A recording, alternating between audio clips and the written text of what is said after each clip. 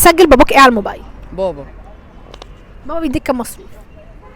30. 30 ايه الف لا 30 جنيه عادي في اليوم؟ اه. بس لو عليك درس لا والله درس في الدين 100. 100 كلها ليك والدرس بكام؟ درس ب 40 وباخد الباقي ليا بقى يعني. طب وبابا انت مفهم بابا درس بكام؟ ب 40. كده لا انت ما بتقول بكدبش صح؟ عليه عشان هو بيفتش ورايا. والله يعني بينزل يسأل. اه. طيب وال 60 جنيه دول بتعمل بيهم ايه؟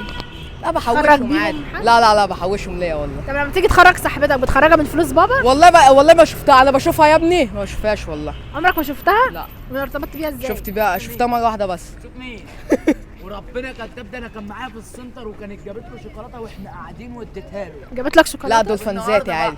النهارده كان عند التربيه عند المدرسه بيقابلها؟ بيقابلها. ايه هي في مدرسة ايه؟ لا مش هينفع. هي في مدرسة ايه يا شباب؟ لا مش عارفين. جابت له شوكولاته كده